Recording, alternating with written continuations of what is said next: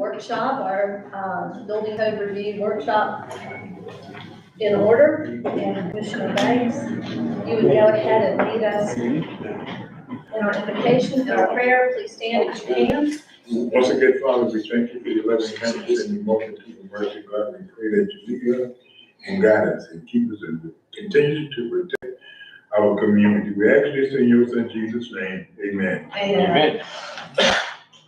Allegiance to the flag of the United States of America and to the republic for which it stands, one nation, under God, indivisible, with liberty and justice for all. Okay, clerk, we have all commissioners present except for Commissioner Bailey. We also have Charles Rudd, our city manager. We have Bobby Pickens, our city attorney, and Lapita is with Code. We'll go ahead and turn it over to you. Thank you, Mayor.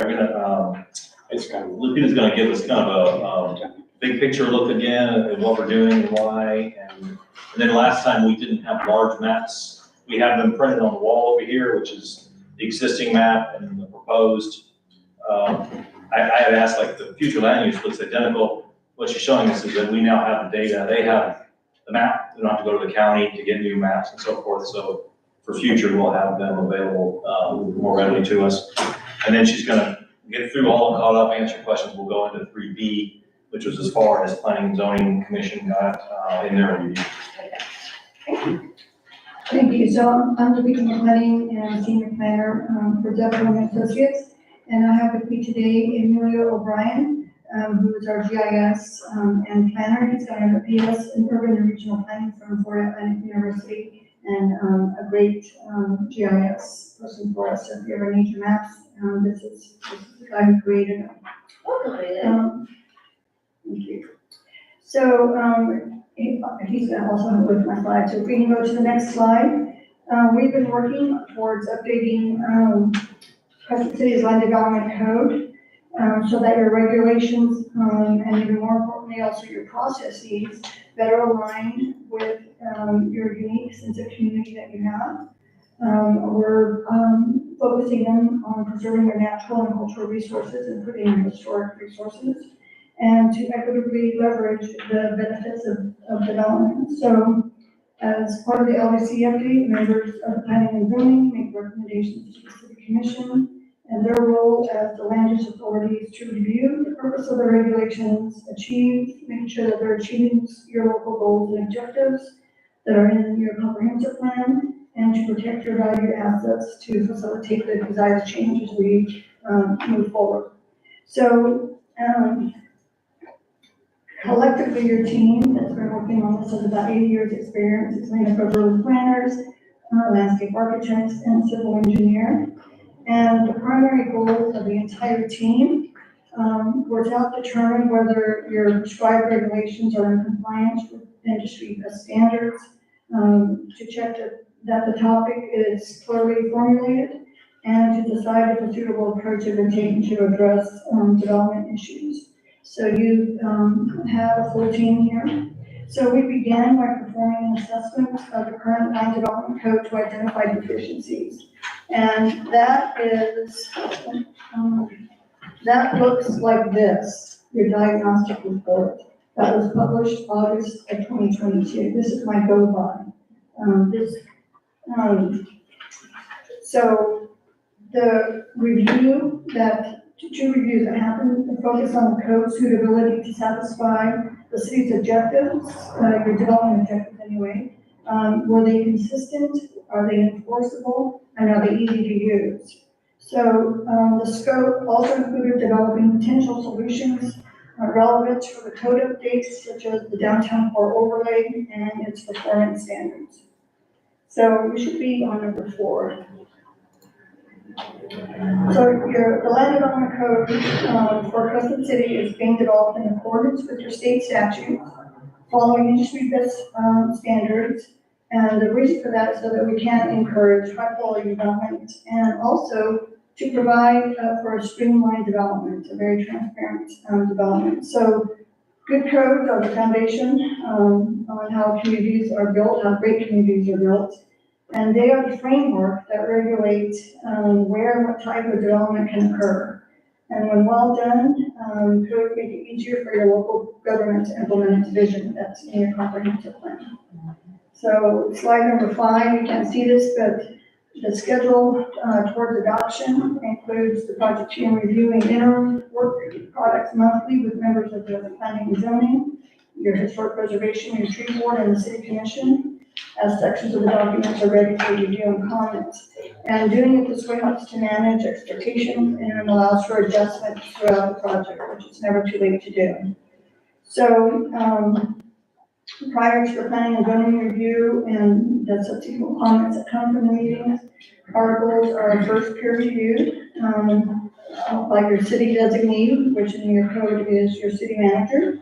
Jason, the city engineer, reviewed and provided comments to Articles 6 and 7.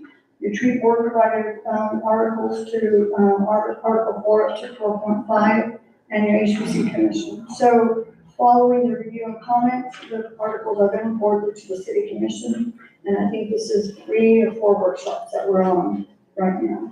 Next page, please. So if you look at your diagnostic review and the solutions and outline, on April 14th, you all had a staff workshop to initiate the process. And on June 23rd, you had a joint city commission and planning board workshop was held to study these issues.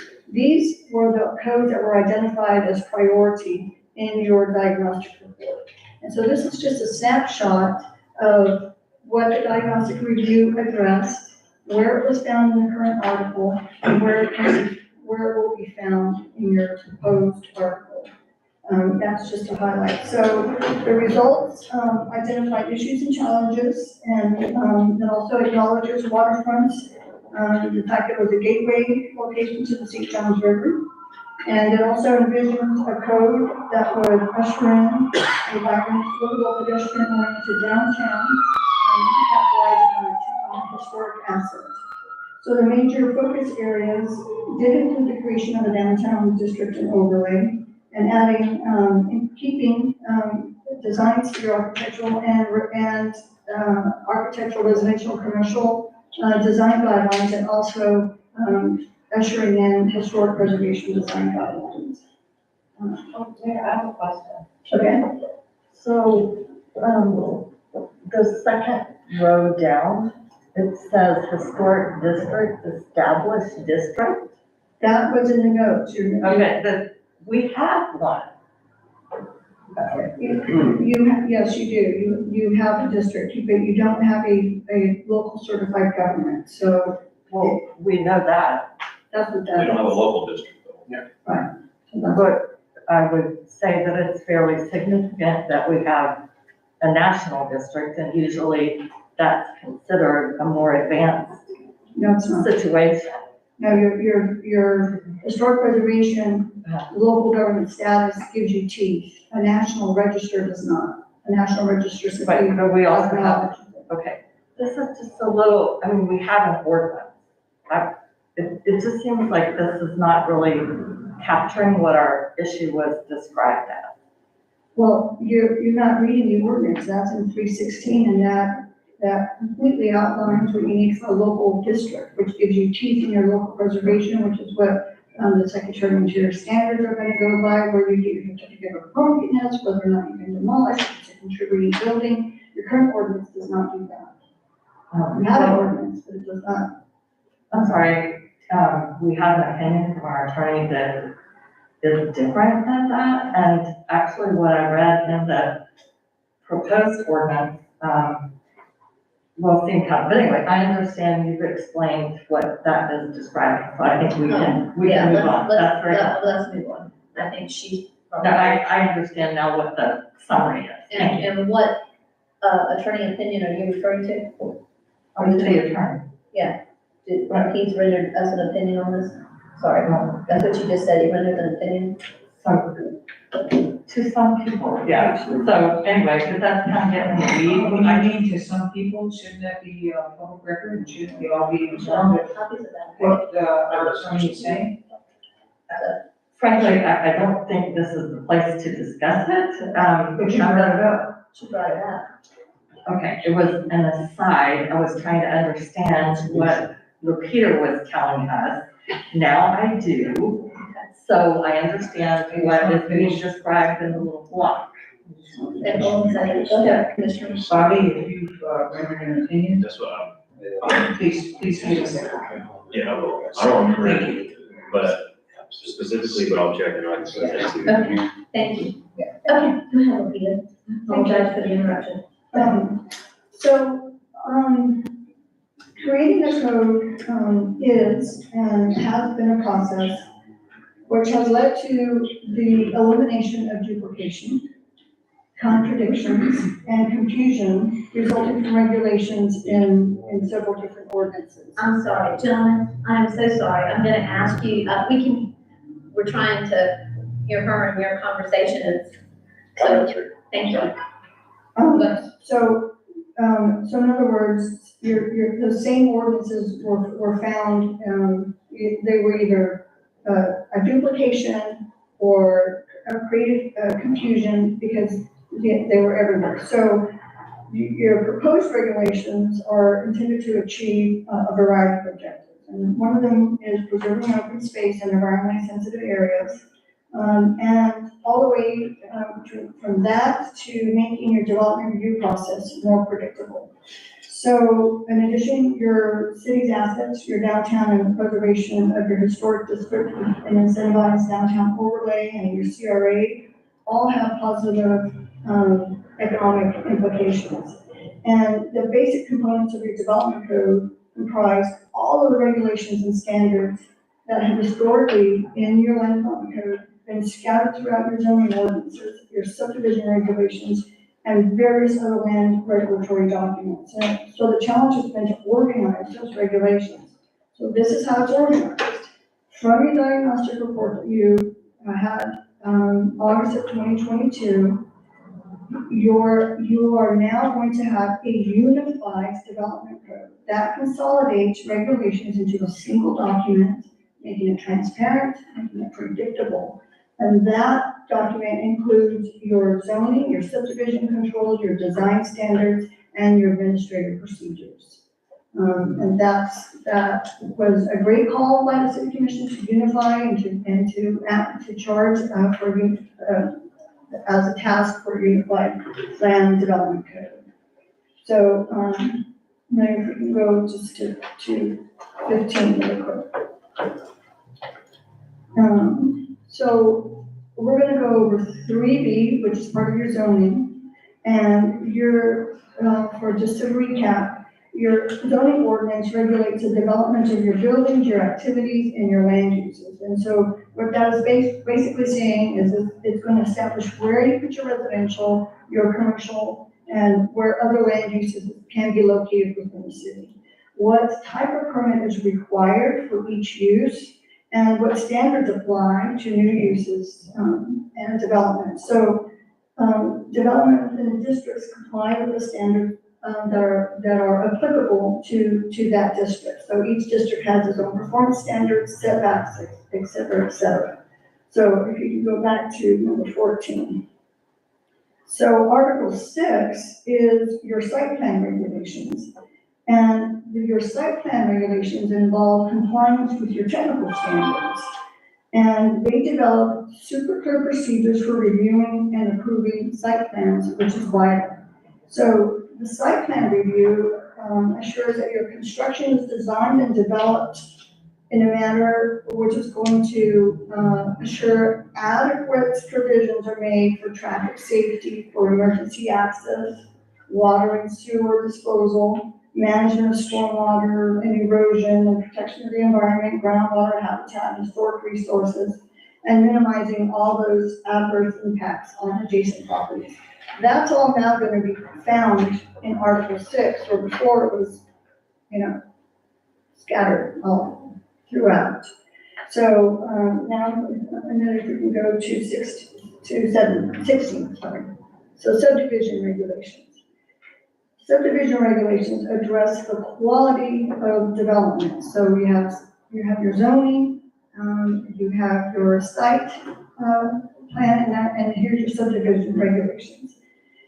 And they address, again, the quality of development. So subdivision is the first step that you're gonna see in the process of community development. It's always, land it's divided into streets and lots and blocks, and then it's publicly recorded. So subdivision of land sooner or later becomes a public responsibility. And that roads and streets must be maintained and public services must be provided. So the community is affected in many important respects, and it's the interest of the public and developers and future owners that your subdivisions be designed in accordance with sound rules and proper minimum standards. So your subdivision regulations were reviewed by your engineer record, Jason, and internally with their Cohen. So that's all, that's all part of your unified development code. So why is all this important? Well, in the word, zoning affects how the city looks and works now and in the future, and subdivision regulations affect the quality of your development. Now, we put a lot of emphasis on that because you do have, if you look at your future land use map, lots of opportunity for annexation, lots of opportunity for green development, and not done right can really change the character of Crescent City. That's why your subdivision regulations, including your conservation subdivision regulation, are important. Even if you adopt it one at a time, and we still have to chew on the rest of it if we need to. Zoning regulations are meant to control the use of property. Subdivision regulations address the quality of development. Now, subdivision is more permanent than zoning. So that's why your subdivision regulations are so important, because what you see is what you're always going to get. But to be effective, your subdivision regulations must be integrated with your other local plans and policies and ordinances. So we need to make sure that zoning are consistent with subdivision, which we're doing. Your subdivision regulations also need to be coordinated with your maps, capital improvement plans, and all your policies. It's a big heavy lift to be able to do that. So a solid community planning process helps to ensure that all the implementation tools are working consistently to achieve the community's objectives. So unless we have questions, we do invite the public to come to the planning and zoning meetings to read and to provide comments that we can address if they're interested in it. So our next steps do include revising sections of the code based on comments that we get from you all and meetings, and ultimately we'll present the land development code and zoning map to the Planning and Zoning Commission and for a recommendation, so that eventually hopefully we can adopt your updated land development code and also make final revisions requested during all the public hearings. So interested citizens are encouraged to provide comments and input, and we welcome them to come to the meeting. So that's a quick overview. I think if you want, I think you've seen my schedule, which follows the diagnostic review and how I consolidated so that things that belong in your subdivision regulations went in your subdivision regulations, things that belong in your site plan regulations went into your site plan regulations.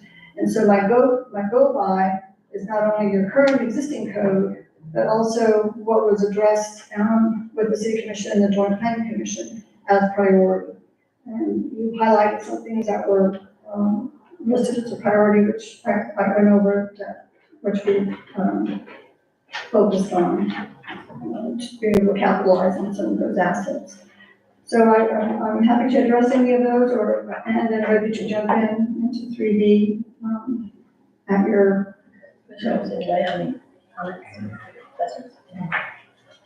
Okay, let's jump. Okay. So.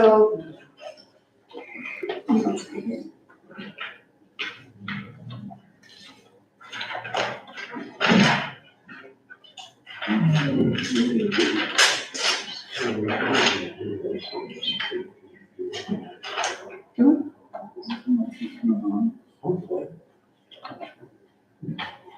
might need help, Charles, to get that off and get the 3D over there. Why does that? Just take some. Oh, there you go, and then 3D.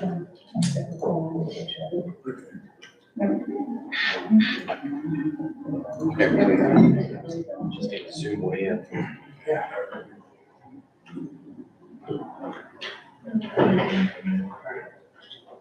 Okay, so, if you give me a moment, I'll find where in the diagnostic reports accessory uses were cumbersome and confusing, and they needed to be, either removed or updated. I'm not sure exactly where it is, but accessory uses are incidental and secondary to a principal use that's permitted in any zoning district. So, if you scroll down just, here's your accessory structure checklist. You're gonna need a permit, signing sealed drawings by a professional engineer, to make sure that you comply with wind speed. There's your whole list of steps. A little bit too fast site plan, landscaping, proof of ownership, and there's the commencement. 3B2, start your residential accessory structures. We go back to, can we go back to, I have a question on 3B. Okay. So sign sealed drawings by a Florida licensed professional engineer, and that's for any of those special accessory structures that you've mentioned up above, like if somebody wanted to put a patio cover or a gazebo up, they would have to have an engineering drawing on that? It's up to the commission, but I think it would be wise, to do that, because it's gonna have to pass a building inspection. And so if you're gonna pass a building inspection, you have to have footers, and so those. What about one of the prefab? So if it comes with a prefab, Now, scroll up a little bit, please. Do those have in there. Okay, So- I just wanna make sure that I saw that where we had that up here, verified manufacturer's construction and installation plans. But I just wanna make sure that, Okay, so your plans for supporting foundations must be signed and sealed by a licensed, professional engineer and desire to meet the required design wind speed. So those are for, your accessory structures that, are listed here. So is there one specifically that you're concerned with, that you're gonna need, signed and sealed? well, a garden, like a garden trellis, I mean, a Oh, no, gazebo. that's not gonna need one. Let's see if it. Well, right now, everything's being lumped in here. There's a few times down there when you get to sheds, and it says the size that doesn't require one. So it'll point out a few places that you don't need. Okay, I'm sorry, I'm just, that's okay, thank you. Thank you. Mayor, Yes. I had the same question. Some of this to me is not clear about what applies to what. In fact, sometimes when we get into the detail, I'm not sure where you need a permit and where you don't, just like signed and sealed. And that's all I'm looking for, Lupita, is so that when the general public comes in and, or they pull this up and they read it, they know, because what ends up happening, and this happens all the time, is they go to one person and they tell them one thing, they go to another person, they tell them something different. And then by the time they get back around to us, they're so frustrated because they don't know what is what. And so that's where I was hoping through this, it would be very spelled out to where, go ahead. Yeah, I do think that I mean, I can't put my finger right on it, but if you scroll up, I don't think that everything needs one, but if it's gonna need a building code with footers and making sure that the wind isn't gonna take it up if you get a storm. But So- to get an engineer, to get a professional engineer, like say, I wanna put a shed up. I do wanna put a shed up, just in case anybody's asking. I'm gonna end up asking for that. So it's gonna be a prefab shed. We're not building it ourselves. We're gonna buy it from somebody else. I mean, it's gonna cost a lot of money to have to go out and in addition to buying that, having it set up for a Florida licensed professional engineer to come in and do the, design drawings on that. Well, if the applicant can verify the manufacturer's construction and installation plans, include requirements for supporting foundations and connections, I don't know if you're going to need that. But I do think your foundations, are you gonna put in a foundation? So like, come with its own foundation. I mean, they usually have, mine's not, I'm not gonna do a concrete foundation to it, it's gonna be set there, and then it has to be, I guess, you know, how they, attach it, they pin it and do the things that they have to do to it. So that's gonna require an engineer drawing. Well, that seems a little excessive. Well, that's what I'm saying, is as we go through this, some of that to me is very excessive. People buy these prefab gazebos, all the time, we'll have time for public comment in just a Okay, minute. so we'll see if, we made a note of that, so we'll audit what we wrote. It seems to me when you buy something that's gonna be, installed at your house, that the people that are purchasing, the people that are putting or installing it, are pretty well, they know what The wind speed and all. they know what they need to have in order to do that. And before you sign done, you wanna make sure that they have, signed and done everything. I in order. understand that. I mean, the normal person isn't just gonna go buy a shed and put it up. You're, like you're saying, you're buying a pre-made shed, so that person that comes and installs it is usually the guy, responsible for it. Not necessarily, you can buy, go to Sam's, okay? You know, when you walk in Sam's, when you first walk in, they have those covered pergolas. They have a covered pergola. Prefab, you buy it, it comes in a kit, 350 pounds. They drop it at your doorstep, and then you put it together.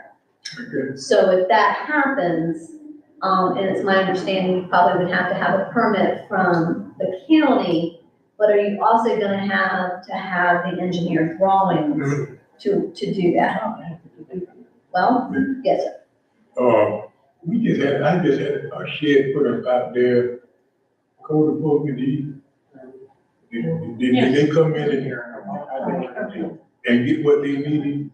Cause it's a big, huge shed. They do. I saw that yesterday, Oh. and they have a permit, and they had a letter, a zoning letter of approval from our office, Oh, okay. city manager's office to put it there. Oh, okay, I just wanted to know.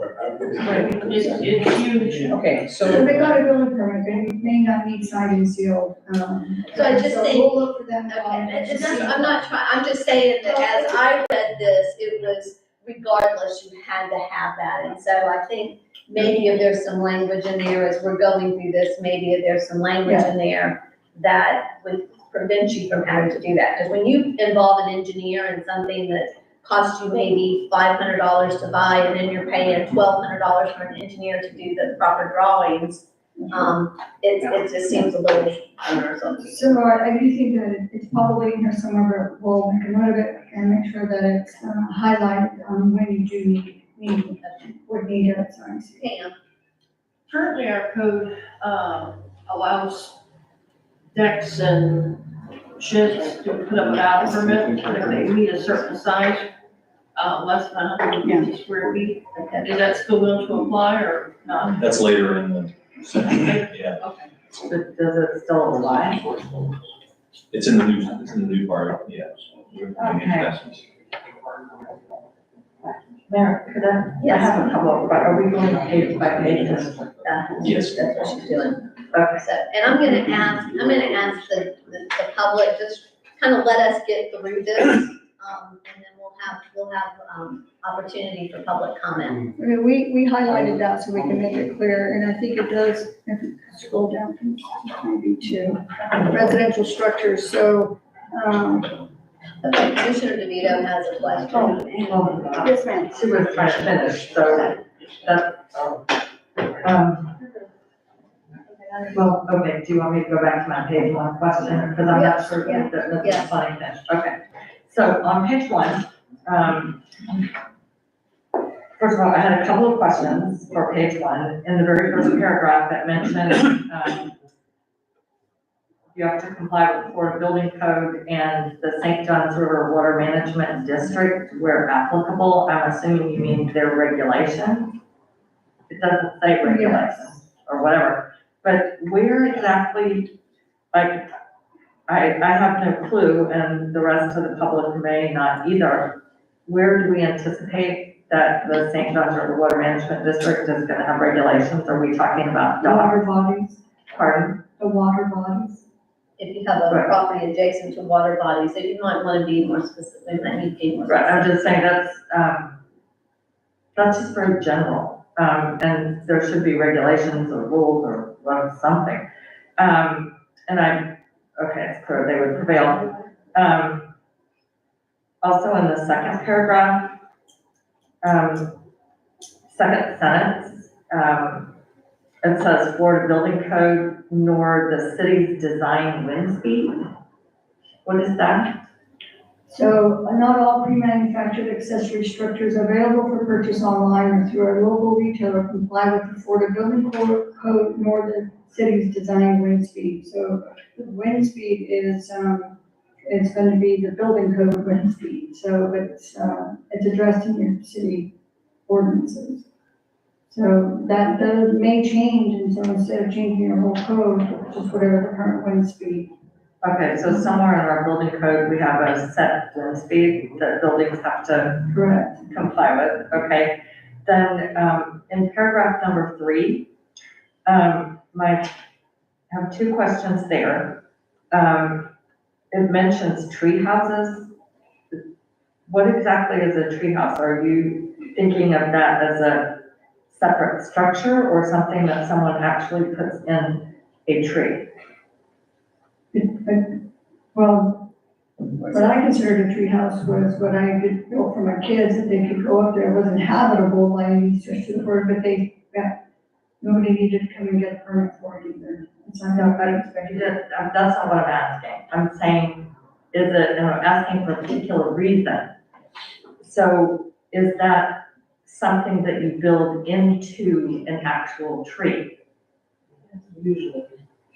Well, I'm asking with you. A tree house, yes, you build it in a tree. Okay, so I'm actually not aware of any right now in Crescent City, but it seems to me that, maybe this is something that we should address in our tree ordinance relating to our heritage tree. Because a tree house involves creating a structure within a tree, right? Okay, you want me to have, make a note to have the tree board review tree houses not needing I think the point is just saying, if you build a tree fort for your kids, it doesn't qualify as an accessory structure in county. Raising a whole different issue. What's your issue? The issue is if you have a heritage tree, we do not have any provision for people building a structure in a heritage tree, which would seem kind of contraindicated by the needs of a heritage tree. I'm saying, this is the first time in the code I've seen the words tree house anywhere in our code, and it's an interesting issue. So not necessarily for accessory uses, but maybe it should be addressed in the tree ordinance part. Okay, we'll check it That's out. what I'm saying. So, and then as well, also in paragraph 3, I think you would have to look at the legality too, as to what authority we have and don't have as to what people can do on their own trees. But it makes sense here just to mention that it doesn't count Yeah. against you as an accessory. so, right, well, we have an ordinance. But also in 3, it mentions, the special accessory structures. And I don't think we have this in our current code. It says fountains, garden trellises. There's all kinds of things that people put in their yards. And we don't obviously have to decide this now.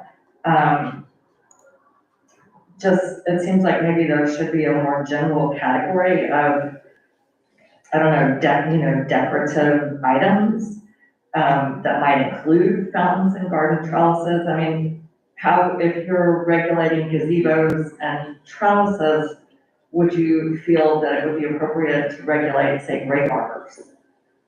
because that's something that people have in the South. I'm sorry, what was that? Drape arbors. Do you know what that is? Or your hand grapevine? Yeah. Yeah, where you have the arbors where the Yeah, vines it's like grow a across frame it. structure. So I'm just saying, this seems very, very specific, and so I'm just not sure why. Maybe include but not limited to? That's what I was thinking, that, people put a lot of things in their yard, and this just, it seems to single out two things, and there might be others. And so I don't think we've ever addressed it before that I know of. And I think that, Lupita, that kind of goes back to what the earlier discussion is, for somebody to buy a swing set for their child. Playground equipment, that would be considered playground equipment. If you're looking at this as what's a special accessory structure, now maybe later on in there, but right now, as you look to the structure checklist, they're gonna go, oh my gosh, I've got to have, again, an engineer drawing in order to construct that. And so some of this, I think we would have to scroll down further to, we really don't need one, because here it says we don't need one. and I think it needs to be more up in here. Why don't we just take that whole section out and just take it paragraph by paragraph, what needs to happen? If you wanna build a tree house, if you wanna put the sled up or whatever, Yeah. Go ahead, Commissioner Banks. Because to me, it sounds like we addressing a gated community. Right. Cause if I buy a lot of land in Crescent City and y'all come telling me I got to do all these different things, I might sell it back to you and move out. I'm serious. Yeah. That's too constraining you on a person. If I spend a whole lot of money and buy a big lot of land and go put all these different things on there, I don't know. I'm serious about that. It sounds like it's a gated community. You got to have this, you got to have that. I got some friends get down in Palm Beach County, and they sold and got out on account of some situation like this. They couldn't have a barbecue grill in the yard.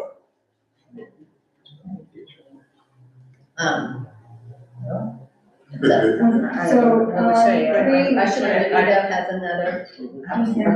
So I think the mayor has a good point, and it is how the preliminary information is presented, that it does give the average person, and that's who is going to be using the impression that there's going to be a lot of requirements, and frankly, it had me scrambling through to the back.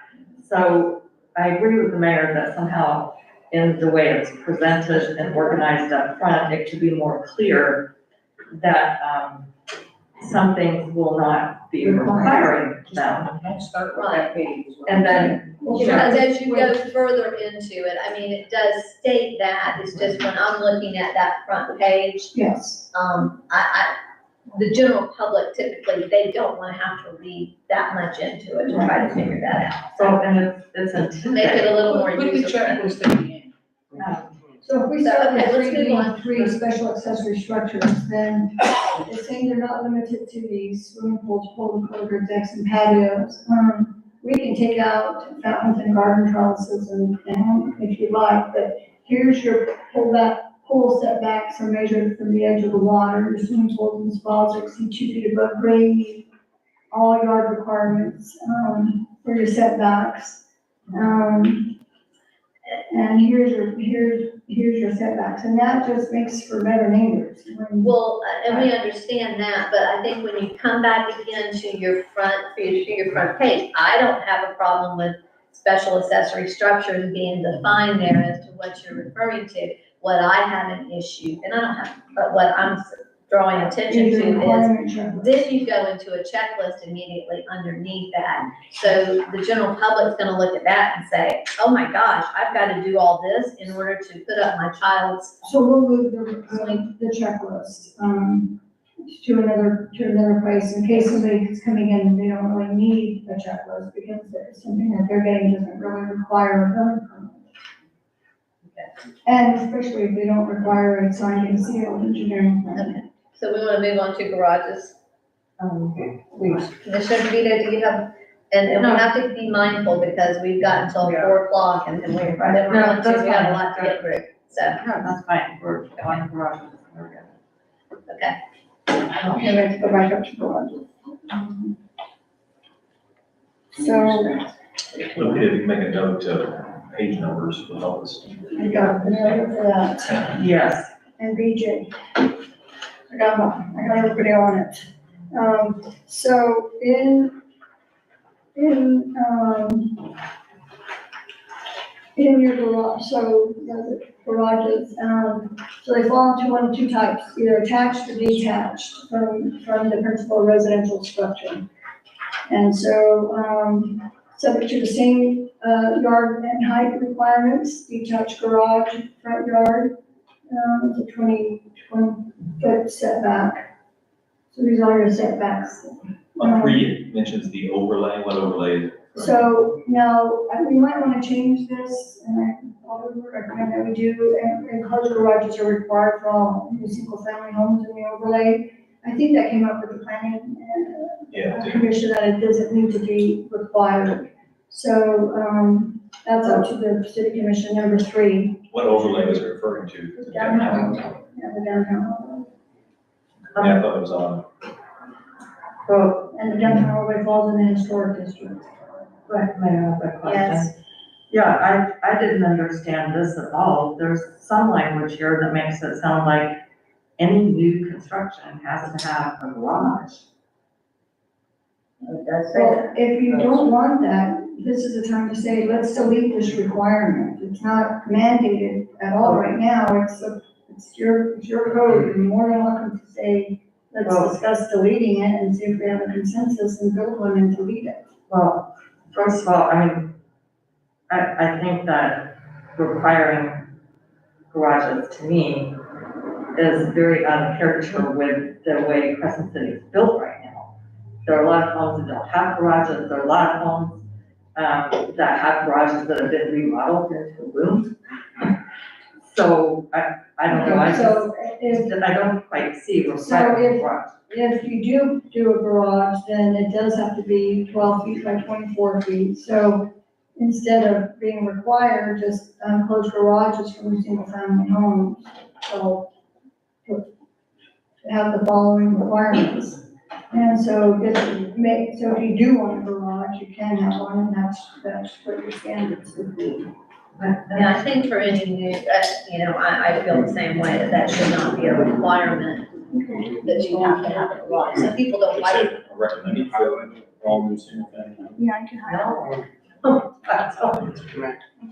I just think it's optional. Okay, so we'll change that to optional. That's what recommended.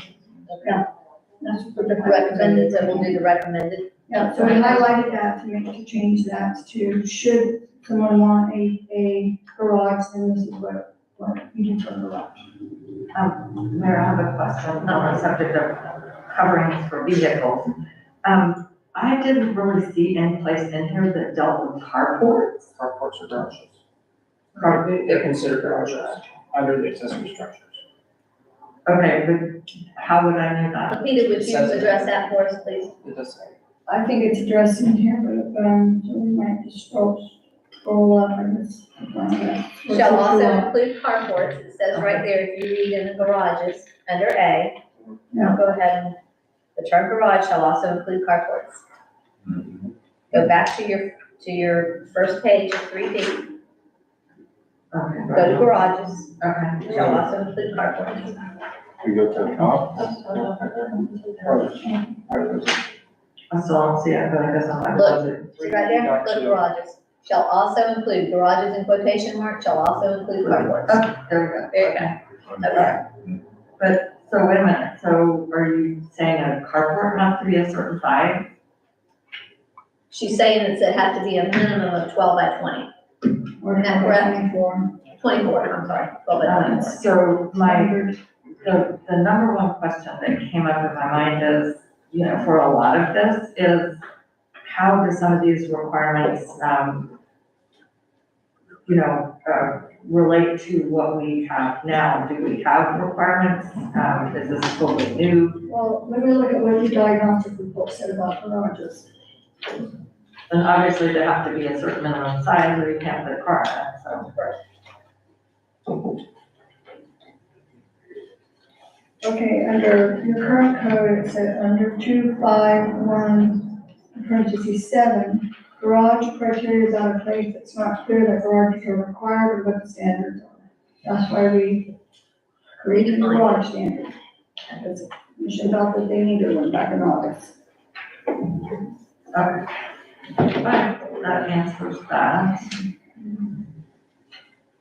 Wait. So also, Mayor, there's an ambiguity here under, in the middle of the page with the requirements for the garages. It says the driveway extending to the garage must hold 2 cars. Would that be width or length? Width, 12 feet by 24 feet. So, Probably linear. yeah, I'm sorry. Yeah, because you have some of those that they're single file. So sometimes there's just 2 cars that can go in there, and then there's some that can have them where they're this way, correct? Is that either lengthwise or depth, width? If you go to a parking lot, mark it's 10 by 20. Okay. Sometimes they're 9 by 18, so I'm not sure what the question is now. The garage. Okay, well, for example, just start with my house. Our house has a carport. We have a single car driveway. Many of the historic buildings have single car driveways. Many of the smaller houses probably have single car Okay. driveways. So I don't even know how this fits with our Well, lot. it's 12 by 24, which is only 2 feet wider than when you go to Publix and park there. Your driveway will hold 2 cars. I think that's the point of this. Yeah. So it's, But And we're not Minimum looking at what we currently have either, correct? We're looking at as we go forward, is that correct? Yeah. Because we can't impose this on the current builds, this is as we go forward, this is what we're requiring. So what Okay. you're asking, so just for a matter of time, so what you're saying, does it have to be width, or can it be length?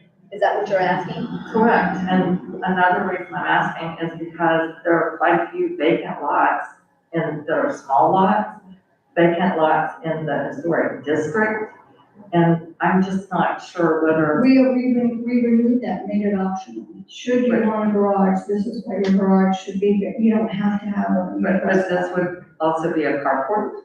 It could be a carport. Okay, but that's what I'm saying, so in the older part of Crescent City, where there's a small lot, and it's a part of the historic district, where it's just full of small lots, you are requiring that every driveway that's created, if someone wants to buy a lot that's vacant now, used to have a house on it, that when they put their driveway in, it has to accommodate 2 cars side by side.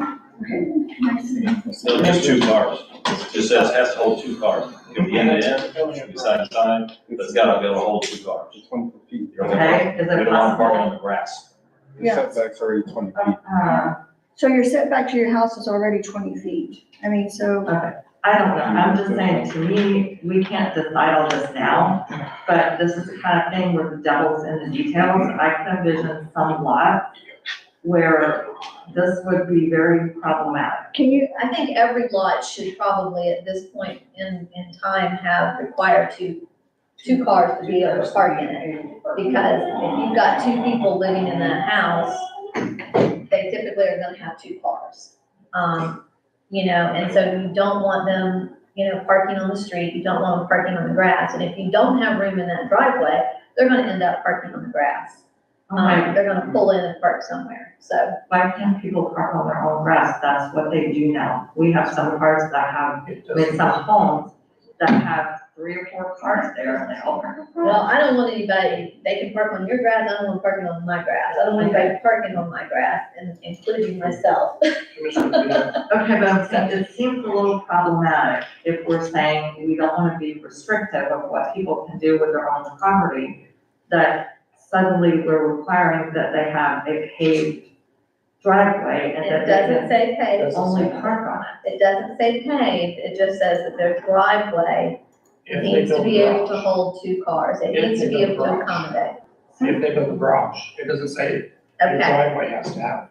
Yeah, and your setback is already 20 feet, and it's 24 feet is the length, 12 feet is the width. okay. So I brought this back up as an example because this is exactly, these 2 pictures are exactly the same density, 8 units to an acre.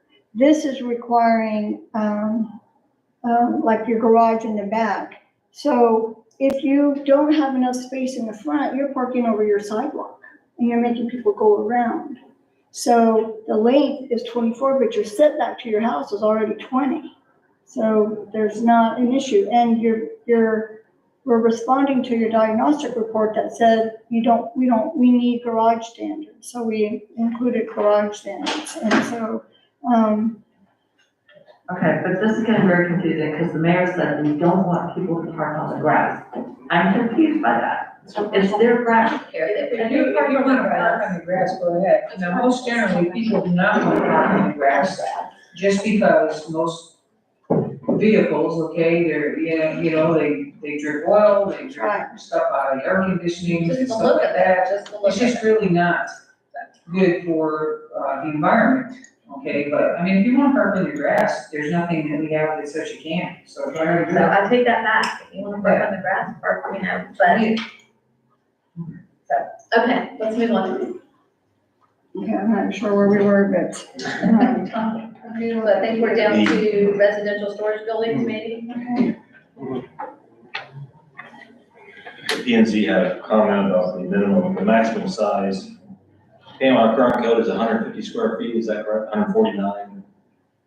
The residential storage buildings, currently we allow 149 square feet, is that correct? That permit. Without a permit? I thought it was a 10 by 15, isn't it? It would be, well, 150 square feet 150 requires a square permit, Okay, 149 square feet does it's not. not, okay, Which means 10 by 15. okay. So they have a question, the current code allows 2 accessory buildings, and you have a detached garage and 2 accessory buildings. They'll be there. I'm sorry. The question from planning and zoning, currently our code allows for 2 accessory buildings. Could you have a detached garage and 2 storage buildings? No, unless you How does it want. calculate? We can change that. Yeah, not as it's written in the draft, no. As it currently reads, you can, is that correct, Pam? Okay, but you, as it currently reads, you can have a detached garage and you can have 2 accessory buildings. So you could have 2 sheds on that building, on that property. Okay, is that what the commission would rather have? What is this one limited to? Your proposal, what is it limited to? What's the question, Charles? I'm sorry. This limits it to 1 residential. This limits it to 1? Yes. 1 accessory structure, yes. Do you want 2? So how do you guys feel about that? We currently allow 2, is that correct? That's Yes, Yes. we currently We allow allow 2. 2. Full garage. And I'm, plus a detached garage, right? Yeah. Well, why would we change it? Because we might want to change it. It's up to you, you guys feel like it's too much. I feel like if you've gotten the space for it and you want it, and Well, and sometimes it fits, and it all fits, because that's important. if it all fits. Yeah. Because You do have, maximum footprint, so if you haven't met your maximum footprint, you can, So it if should you're say- impervious surface, you can have more than 1 accessory structure. Yeah. Again, just going back to your diagnostic report on how many accessory structures. So that second sentence should say only 2 such residential storage buildings are allowed. You can put down 20, 50, whatever fits, so long as it fits within the footprint. And it's in the It back. So just strike the whole sentence. It doesn't affect the neighbors. Side yard You have setback. I heard the resets or retention Yeah, or the whatever, setback. the setbacks and although if it meets all that and you wanna put 3 in, and you're okay with the looks of it, because I think it kind of gets a little jammed up there, but So you can have a pool, that's an accessory, a gazebo, I a mean, pool that's what I mean, house. so long as it fits every, Yeah, you do have a footprint maximum that you can As long have. as long as you comply with that footprint. Yeah. So we're saying strike the first half of that sentence. yeah, so long as it Just complies says- to that, yeah. Resident historic buildings shall be further regulated as follows. You can catch that, I guess that makes sense. where is that exactly? B, write the paragraph with B. The introductory paragraph, Okay. Cause this The is only just one saying you can have one residential shed. lot. second sentence, You can only put it in. one, strike that first half of that is allowed right there, strike that. Okay, Mayor, I'm not following this. So now we're not setting any limits on residential You have storage. limits with setback and footprint and purpose. It sets its own limits, By the setbacks, yeah, by the setback setbacks. requirements. It really does, you know, I mean, you only got so much room, and then with all the setbacks included, it will determine what you can do. with Whatever it is you're trying to put into your yard. Somehow I think there's a middle ground, so I'm not clear on this. So a shed counts, towards your impervious whatever limit. It does. But for example, I can think of some lots where somebody they can have quite a few sheds before they reach their impervious limit. I don't know, I think we need some kind of limit, you know, So but, what would be your recommendation for a limit? well, I don't have one right now. Well, that's, But I'm saying we're going from 2 to 0. I don't know, hopefully the public will weigh in We're on only that. thinking about sheds though. Right, she brought up a good point, an accessory to pool, an accessory could be, I don't know, all these. A gazebo. A gazebo, it can be more than a shed. The thing is you're just limiting sheds. So maybe if you wanna limit sheds, and say, you know, 2 sheds, but then we can do whatever else we want, so long as it fits that footprint. Okay, well, hang on, because, just to resident, but, okay, this section here, B, only limits the sheds, the residential storage buildings, it doesn't limit accessory structures. It only addresses sheds, so, I don't know, I thought what we had was fine, and apparently, even if you limit the sheds, it doesn't say accessory structure, so it doesn't apply to the gazebo, the pool, the blah, blah.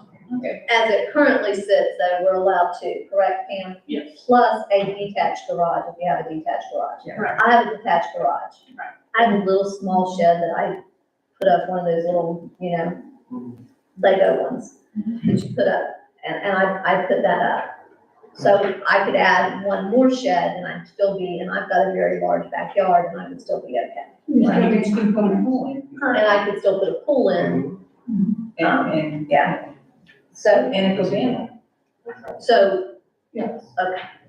And you have a point. With the new code, accessory structures, you would be allowed to have any of these things that are a special, and then you would have a shed and a garage also.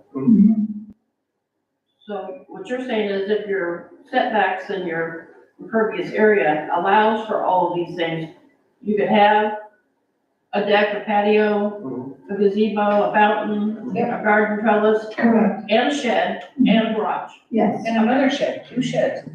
Well, yeah, we want to put 2 sheds there instead of 1. Okay, that's what I was asking. Thank you. Thank you. Mayor, I have another question about the residential storage building requirement. Okay, so paragraph, what is it? Very first one, what does it mean, no mechanical equipment? Yeah, I have a question about that too, because sometimes you will have men and women and they'll want their own little she shed, their own little work shed, their own little he shed. And this would prohibit when I read this, from them being able to work in that shed. Is that correct, Lapita? In a storage, yes, in a residential storage building, you are not gonna be able to have, you're gonna have to have, something else. do that in your garage. Yeah, where you're Well, gonna they're have a parking their truck. cars, they're parking their cars in the garage. So if they're parking their cars in the garage, we've got several people around town and they might have their, he likes to, they don't like each other maybe, and they have to separate and go to their own little sheds and do their own little thing there. This would preclude them from being able to operate a saw in there. Say he's a woodworker and he likes to build stuff. He would not be able to do this in his he shed, correct? Well, not the way that this reads.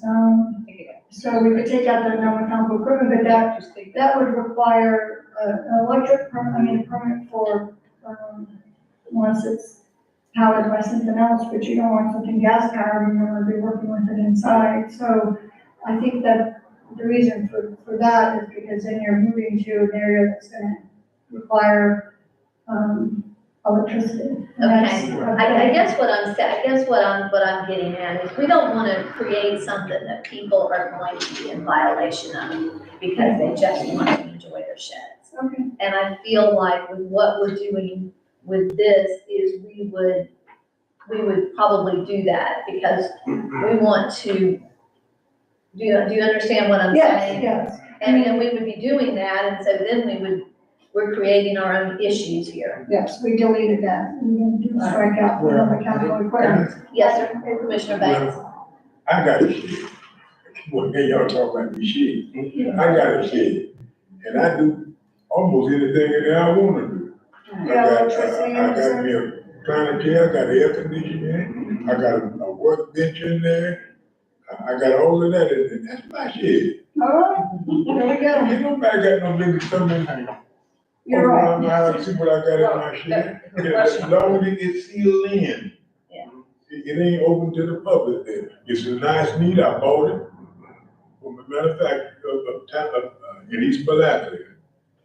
And it probably came wired, Yeah, it came comes wired. wired, it's pre-wired. Yeah, we wound everything in. Mayor, just to add to that, on my street, including our house, we have 3 homes. Looking at this is important. We have 3 homes that have accessory buildings that are not garages. And they are used for what Commissioner Banks uses his for. And from time to time involves a lot of mechanical equipment, from what I hear. So, We're striking out. Are they built structures? Because these are just talking about sheds. Okay. no, it says residential storage Storage building. building, Yeah, we That's deleted all that. shed. Residential storage building. not necessarily, well, it's not a shed necessarily. Yeah. It's a building. Okay, So let's make sure that we're okay with the dimensions. 80 square feet in area? with the dimensions of the storage building, Yes. no.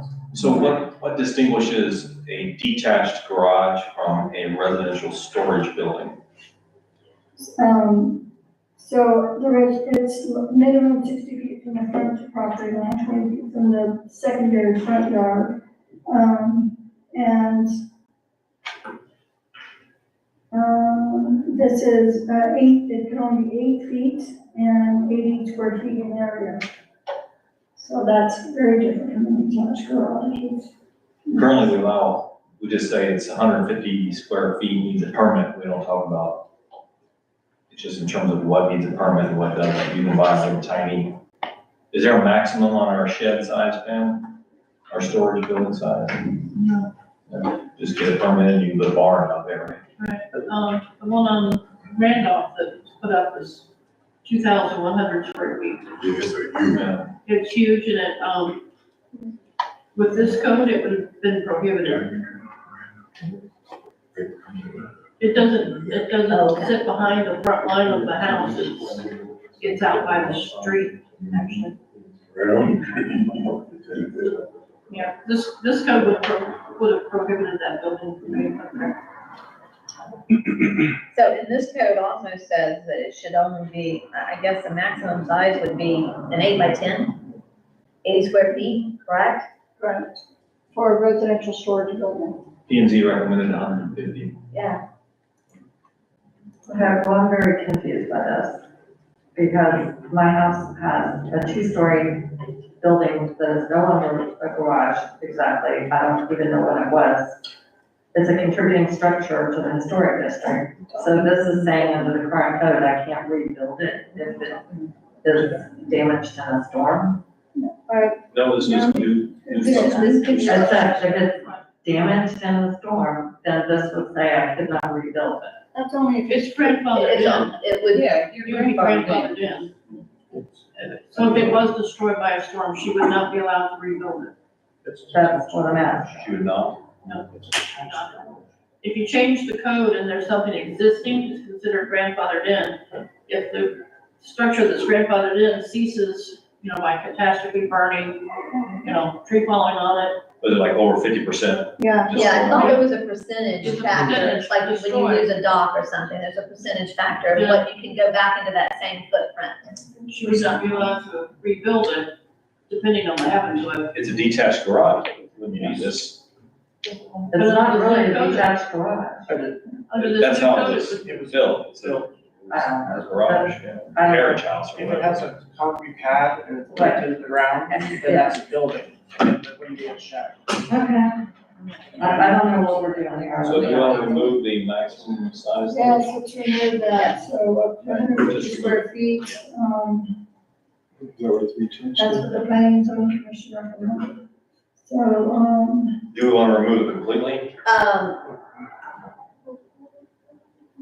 we could do a percentage of the lot, I mean, go back to the percentage of the Yeah, lot. percentage of the lot. Your footprint can be, And I think the height too, because some of these, they come and they have those, you know, they'll have the little loft area. loft area in them. That's gonna be higher than 8 feet, so I think that's very restrictive too, that 8 feet. Okay.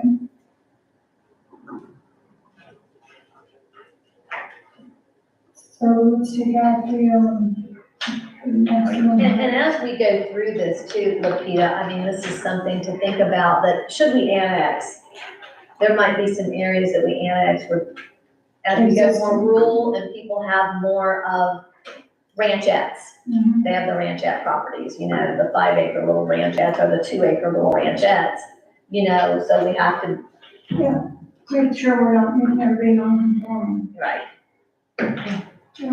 Okay, so, We taking out the maximum height? I think so, I think we're taking out maximum height.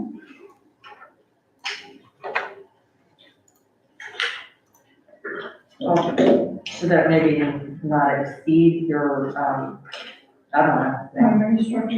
I don't I know, think but we then, should have a maximum height. so, and not like that, and not exceed your primary structure. That makes sense. Primary structure. Because you have a carriage house, so Commissioner Burton has a carriage house, you have a carriage house, but you also both have 2-story homes. So neither one of those exceed the height of those homes. So that would be, I mean, I'm just using those for examples. Okay, let's go, let's move on, move. Okay, next, all right, please.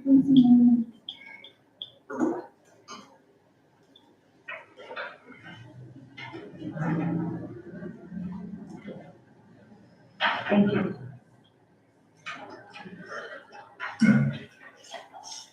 Any comments on special accessory structures? We didn't have any from B and Z. No, again, these are all for New New construction, construction. yeah, new construction. other special use. Going once? Moving on.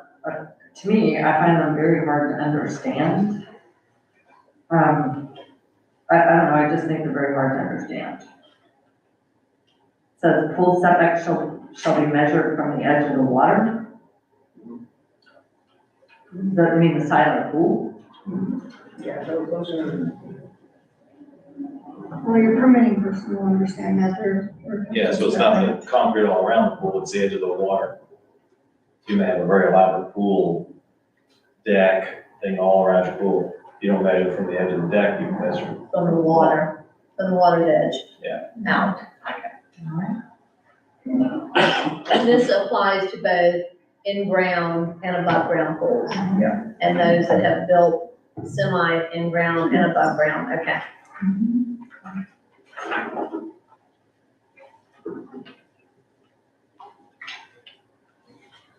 As we come into here, if we go into the next page, gazebos and pergolas may be permitted by the city, 64 square feet. That's not a very big, you can barely turn around in a pergola that size. Okay. So I don't know how everybody feels about that, Well, but Mayor, I have a question about it. Do we regulate pergolas right now? I mean, a pergola is just, it's just a shade, kind of a shaded area. It's not, doesn't even have a roof.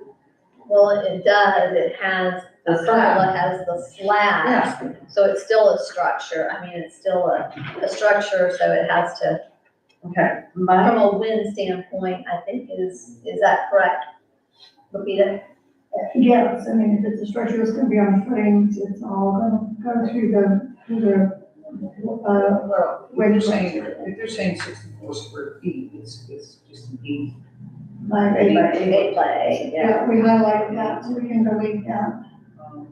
Circle or a square. But oftentimes you have anywhere from an 8-inch to a 12-inch lip on that, I mean, overhang.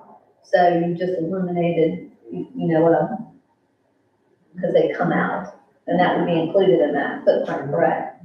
Correct. So we can just delete the maximum size? And you can add that back in there as long as it fits within. Yeah, your footprint and your setback and your percentage. How big do you want? Mm-hmm. I mean, Well, if I was gonna build one and we have a grill, what if I want to do an outdoor kitchen in it and and I want a grill? I That's what want I'm a saying. grill, I mean, what do you so, think's acceptable? and I want to be able to sit in there. Well, I think all of these accessory structures should be maximum impervious, maximum footprint, of what it's gonna allow in your yard. What's Yeah. the standard 64? Is that where you pulled that from, It's 64? standard, yes, but I mean, if you want a custom one with custom kitchen, that's fine, that's gonna be big enough. Should we go back to the 10 by 15? Typically, those run 8 by 12, 10 by 12, 12 by 12. When you buy one of those already pre-bagged, they're 12 by 12s, 10 by 12s. 20 by 12, 15 by 12. So, if you get into that, you've gotten into a very oversized. So maybe you want to keep it at the 150. No, are these things set in stone where you couldn't go in and get a variance if you wanna do something bigger than 64 feet? It could be administrative, or something a little bit, I mean, if you met the, I think it'd be a variance, or it could be a hardship, but I do think that if you're within your maximum impervious, maximum footprint, and I think that you're fine. If you don't have it, I mean, are the police gonna come in if I want a 64, if I want a 100 square foot area? And Are then, they gonna come in because this says 64 square feet and put me in jail? no, because we're deleting it to your, put you in code enforcement jail. Okay. Criminal jail or whatever. It's right out there in that little locker, is it? It's right there in that little safe, right, Pam? Percolatory. Yes, Commissioner Peta? Yes, so about this page with the gazebos and pergolas and the fountains and the waterfalls, 6 and 7. I find the language that says they may be permitted. I don't understand, do you need a permit or not? let's see, where are you? Well, We're on number 6 and 7. And the very first sentence where it says may So be maybe permitted. permitted if, I mean, you can go to the movies if you make your bed, so if you do all this, we can give you a permit, but we're deleting the maximum size. So you still have, under the following conditions, it can be permitted. Okay, but then it says, for example, the language just seems a little inconsistent. Under 8, it says garden trellises shall be allowed without a permit. I mean, you're using may, you're using shall. I think this is, the way the language is structured, I think is very confusing to the public. I mean, when I read gazebos and pergolas may be permitted by the city, it That's a shall. Okay, can we change that to shall please and then we'll. I don't know, but it just seems like it needs to be I mean, clear this and is why we're consistent. reviewing this, so that's clear.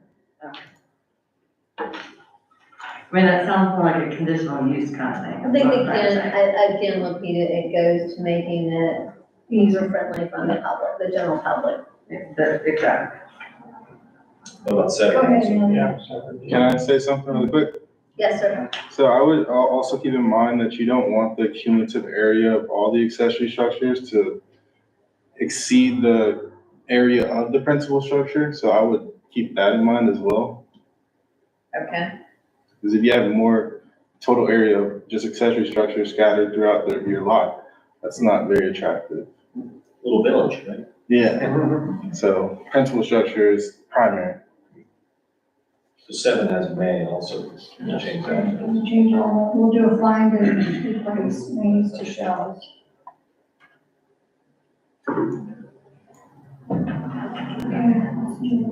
Anything else on that page before we move on? No. Okay, Shall be. let's go to other special accessory structures.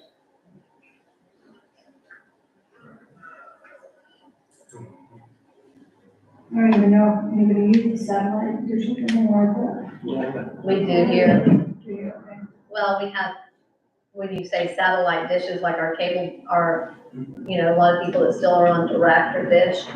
Yeah, we still have that here because we don't have other, I'm sure you are regulating it, we get to be a supplementary and stuff, and want to move to a more prominent location.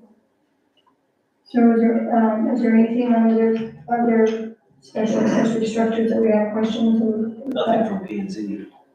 Nothing from P and Z, we'll make sure that all the names are shells. Under two, you might want to also mention Starlink now, since internet service is something that is available now with satellite dish.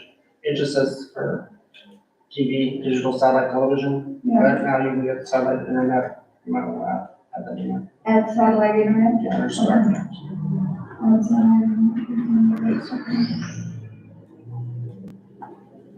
Just as a small, the Okay. short amount of. look at it, Yes, go more. okay, thank you, moving forward. So, Mayor, I do have a question. Yeah. Is it, okay, paragraph number 3, it says in all zoning districts. So the maximum height of satellite and amateur radio antennas, they have to be in the rear yard. They could be 70 feet high in a residential area. And they only have to be 15 feet from the property line. Once that's written, would you like to make a recommendation? I don't know what is usual and customary, but 70 feet is equivalent to a how many story building? If you have a ham radio, About 6, 7 stories. That's what I wrote here. ham radio. I'm gonna- Okay, Uh-huh. we're getting a lot of public input from them. Let us just kind of get through this here, please. Okay. So, Okay, I'm just saying, you think we will? but I'm gonna try.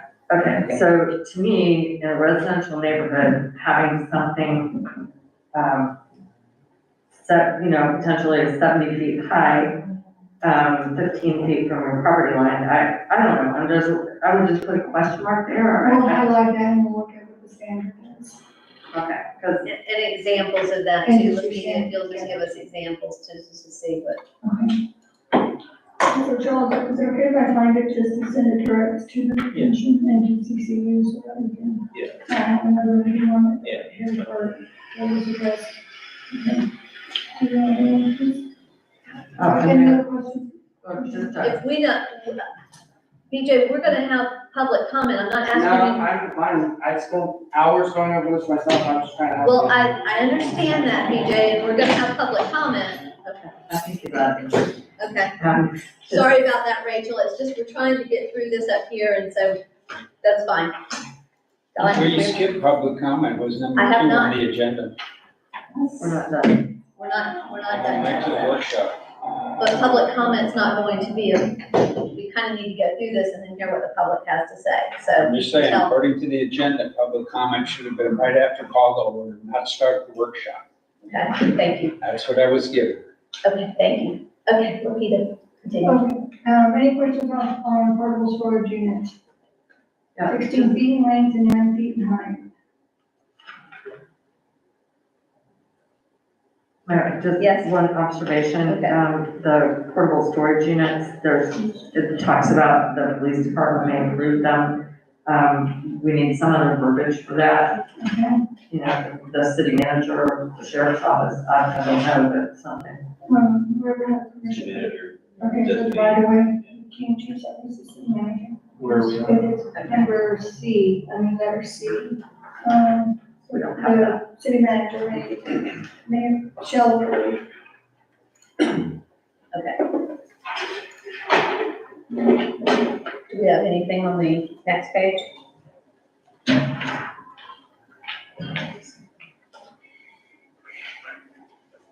Is 72 hours long enough to keep one, Yeah, you come down to the use of portable toilets shall be strictly prohibited except in conjunction with an active building permit.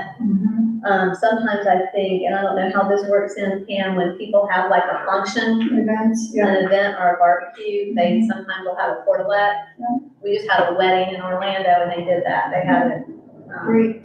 had a funeral in Pearson and they did that. So what do we need to do with that language? Where is that? It's in Special events, 5C. Or special event. I see,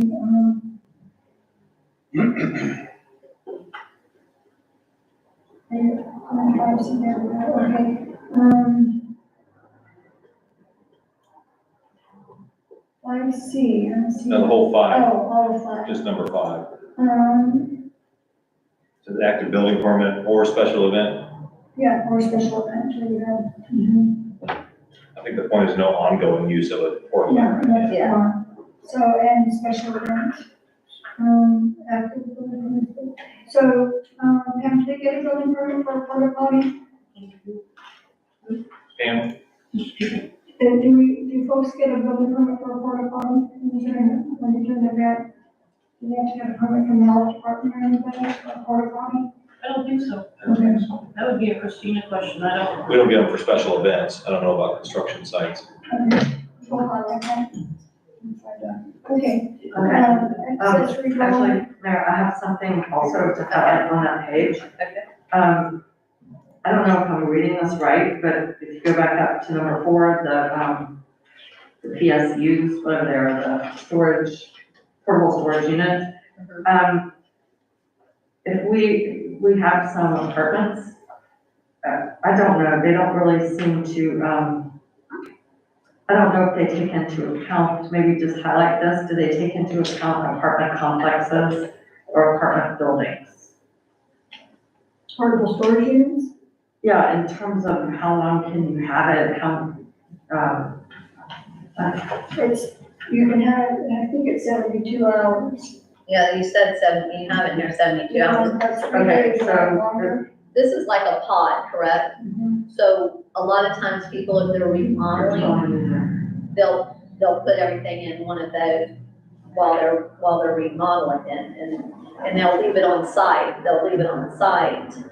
So how would we address that? Well, they'd have a building permit, I guess, until They'd have to have CO. the building permit. As long as it. I have a question on, 4C, where it says police department, and over here, and 5, should say law enforcement, I think. I think we changed it to the city We manager. Change the city manager or his or her designee. we address. I guess the planning and It zoning doesn't say that. didn't bring up a lot of these questions. But we already talked about They it. didn't catch it. Okay. There's another one.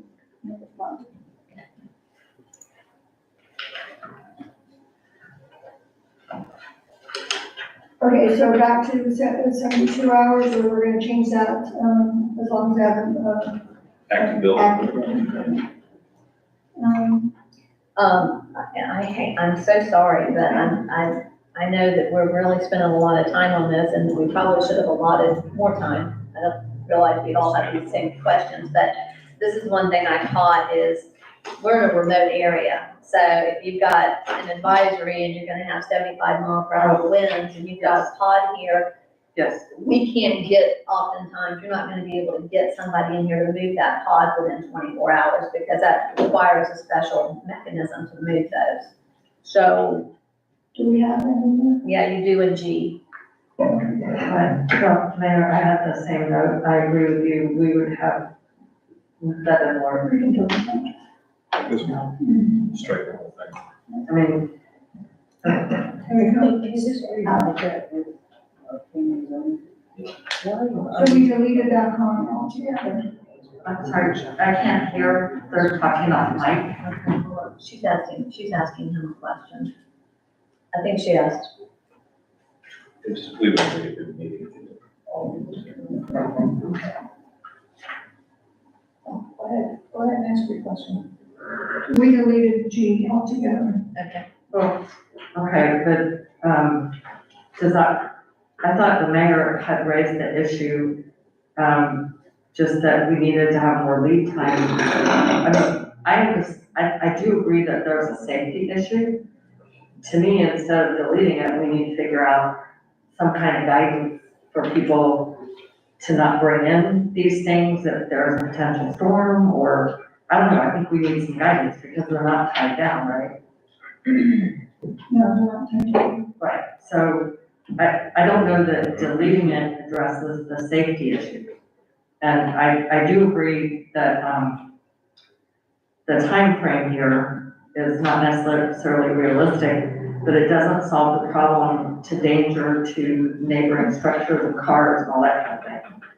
So, Okay, let's highlight that, let's read it and see what a good turnaround time would be to. Oftentimes, we only have 3 days, or we have 2 days, you Yeah, to know? secure. You don't know, so it might not, but if you can look at that. Okay, let's move on. I need to allow like 15 minutes for public comment, so. at the end. We're on accessory dwelling units. Yes.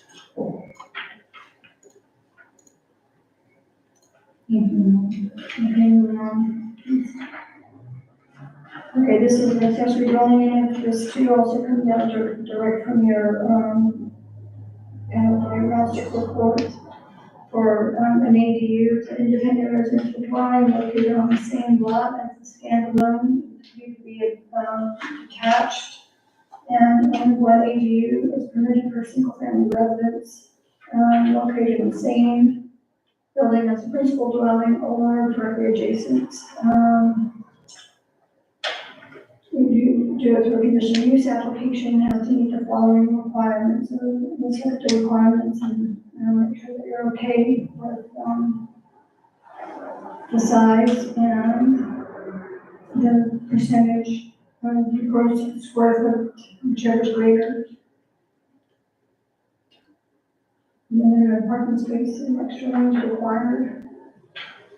And it says may require architectural elevations, or you can decide if it shall or may, depending on case by case.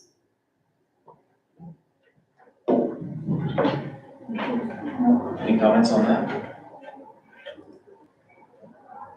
Vote decks? Okay, so in 3.5.4 of the current code, it says it addresses the rear setback, but no other guidance about garage apartments, and include garage apartment criteria and ADU criteria. So this is where you came up with your, accessory dwelling structures. Okay, here's your road docks. I'm not sure exactly where dock lighting is going, it's gonna comply with, it might be section 4, so I think that's why that's highlighted there. So, I see where 9, you've got 9 down there, that's highlighted because we're not in a certain line of the intercoastal waterway, is that? correct. Can you just strike that whole? Yeah. I would think we could strike that whole All of them. strike what hole? 9. Intercoastal water. Right. Well, I have a question about the preamble to the boat dock thing.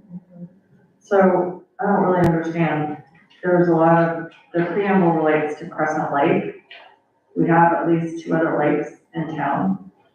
I don't understand, are these boat dock standards, I mean, do we have boat dock standards?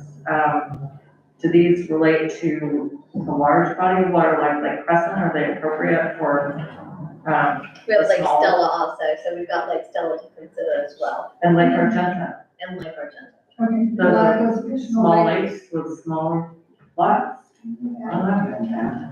Lake Argenta, no, no. And so Or you do you do, put a boat on Good it? in it, with a regular boat? you do currently have chapter 5, which did used to be part of your land development code, but when we sat through the mini code audit, it had to move from your ordinances to your land development code, so that has not been, drafted yet, but it's moving to your land development code, and that was as a result of your mini code audit.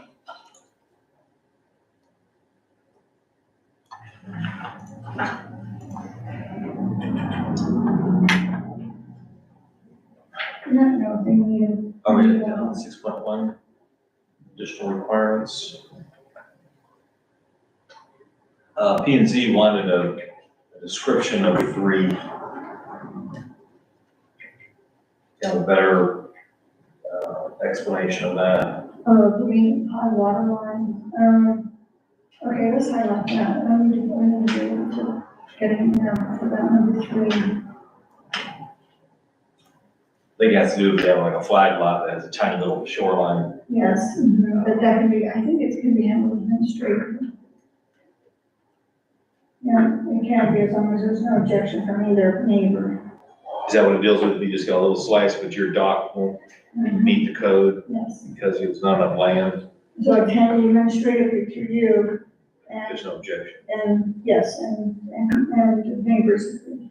We had that City of Maitland, and the neighbors adamantly opposed it. The guy just had one little tiny piece of lakefront, the way it was designed, and he wanted to put a dock on it, but it didn't meet the requirements unless he got a variance, and the neighbors on both sides, his dock would squeeze theirs and their view and all that stuff, so the code allowed for them to block that.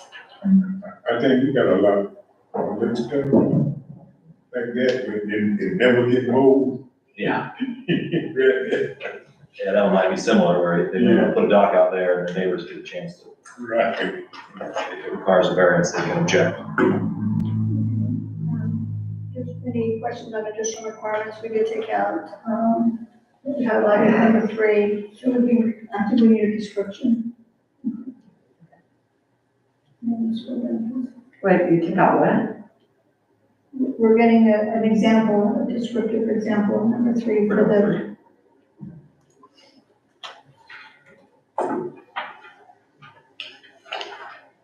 Anything else on that one? Move on to 37. They just had we use 50% transparent in number 1 and 50% opaque in number 4. So just looking for some consistency. I guess you're either transparent or you're opaque. Yeah, that was well, BJ's comments. 50% like the same. yeah, but it's either 50% transparent or opaque, pick one word or the other. I think transparent is probably, User friendly. user friendly.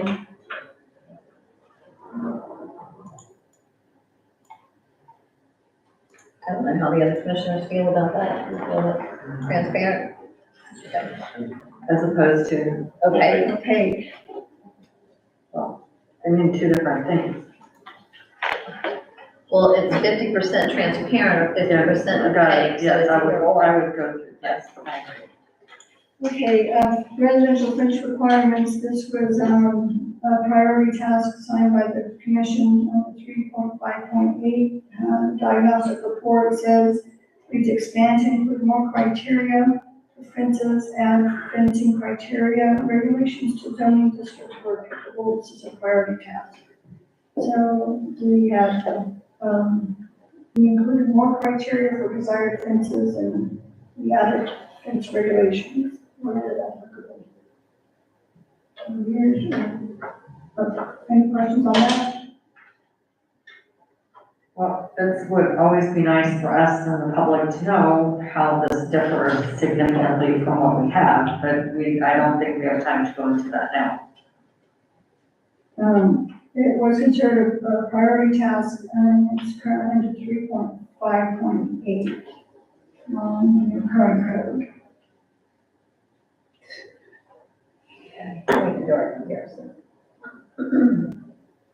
I know that we couldn't go over, we couldn't have the, what is it, the 4 feet, so we're staying with the 4 feet, correct, Pam? In the front, you can't go over 4 feet, you can't go over 6 feet in the rear without, if you went 8 feet, you would have to get permission. That's how it used to be, that if you were to go over that, you would have to get permission from the city manager. That was in our previous code, and also commercial fencing was different, but this is residential fence, so, okay. Any more questions on that? We're gonna move on to the residential flagpoles.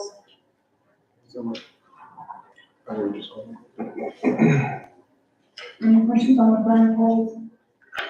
I didn't have any from P and Z. And this doesn't have anything to do with the little flags that people put on the side of their houses, correct? Correct. Okay. Yeah, That was the banners, right? Well, yeah, but you still have the pole that comes out, so it would be a. Okay, nothing else on that one? Everybody good with that? Then we'll go to group homes. I have nothing on group homes.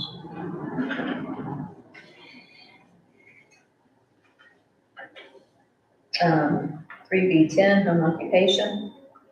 P and Z recommended striking number 2. Staff design, signage designating the home occupation shall be prohibited. We had some discussion about what the statute says, if actually you can put a little tiny sign on your house, like CPA or. And some of your licensing requires signage. Like if you were a real estate broker and you worked out of your You're home, claiming a percentage, you yeah. have to That have, can be inside your home. yeah. But your office, it has to be somewhere that doesn't know where you're working out of. So, okay, so we're doing away with number 2? Well, that's their recommendation, that's P and Z's recommendation. Okay. Okay, Mayor, I have a question about Yeah. the signs. So in addition for this, for bed and breakfast, wouldn't our sign ordinance apply? Yes, it does apply. I don't have a copy of it, but I do know a recent one's been codified. Right. So I mean, supposedly we would require a tasteful sign, wherever it might be. I think so. You'd have to go through, yes, the sign permit. Okay, so I mean, to me, let the sign permit deal with it. Yeah. But this was just prohibited, Which is so they're prohibited, so recommending that striking. means they have to go to the sign. Right, but I said another thing, there was another sign issue somewhere. I just don't see the point of it.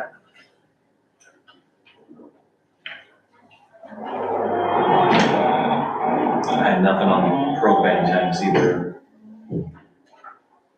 Oh, propane tanks. It's the next section. So is this for residential or commercial or both? Right now, we're in residential. Okay. Hold on.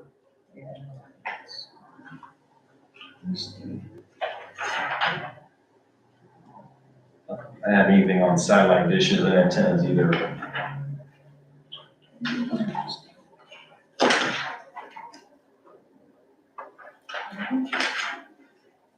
Everybody good there? 3B13 starts with outdoor residential storage of personal recreational vehicles. P and Z had some issues. They recommend no restrictions on the number. 2 persons.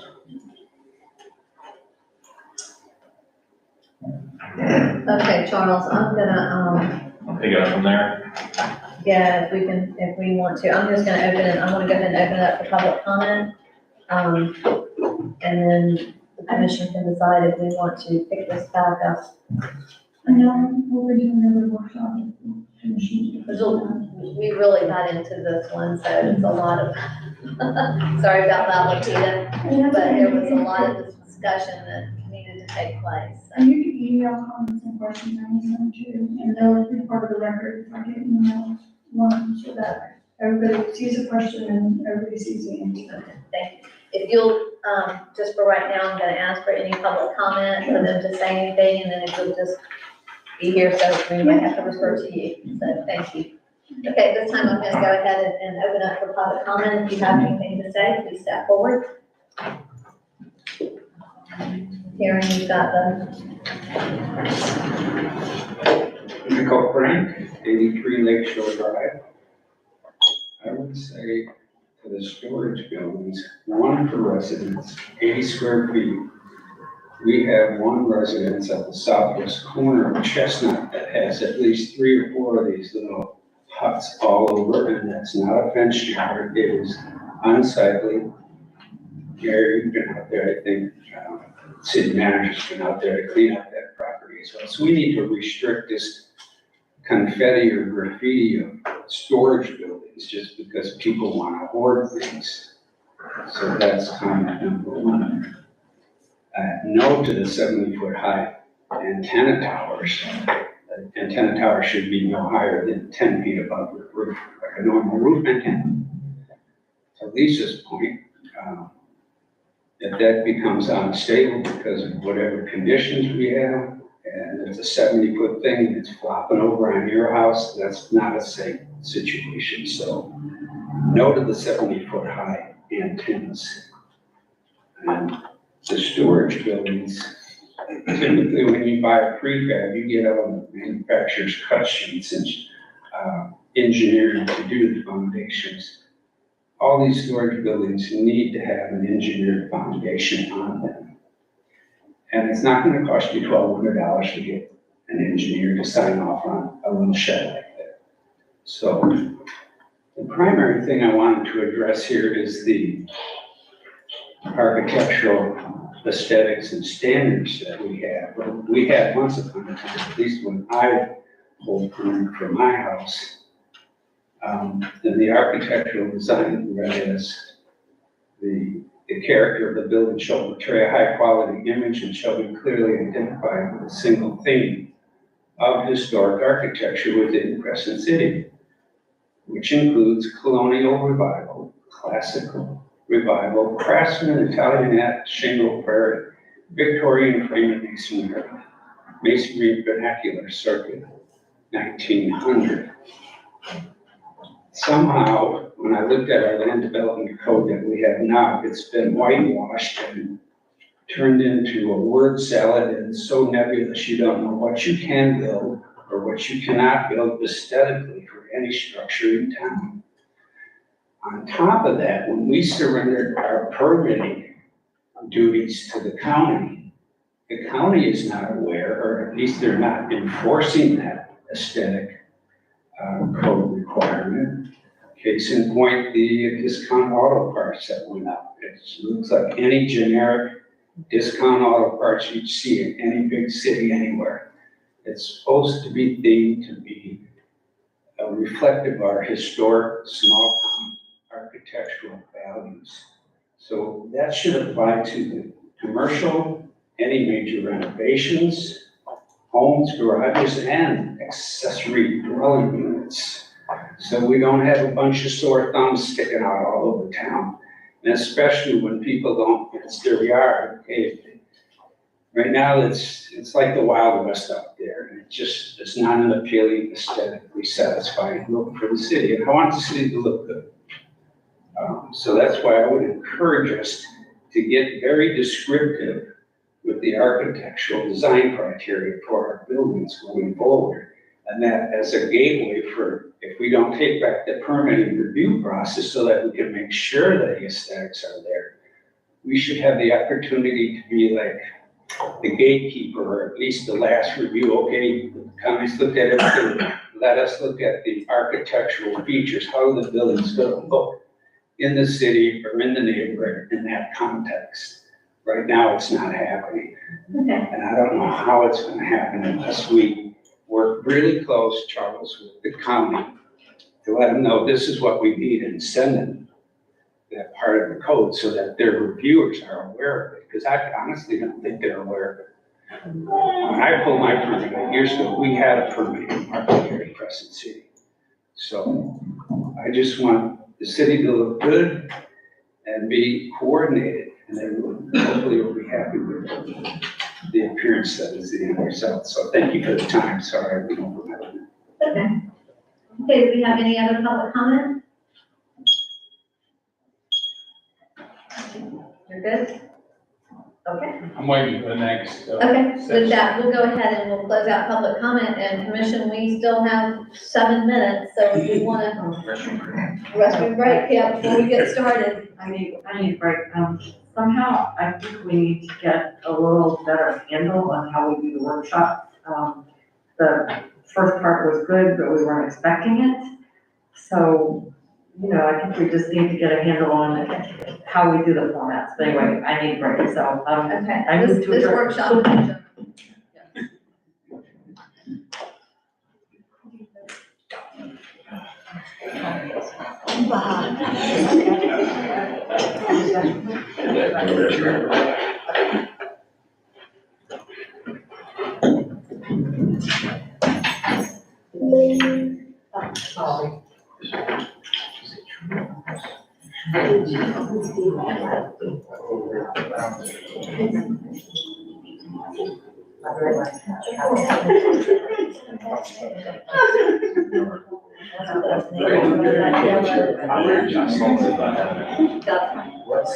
I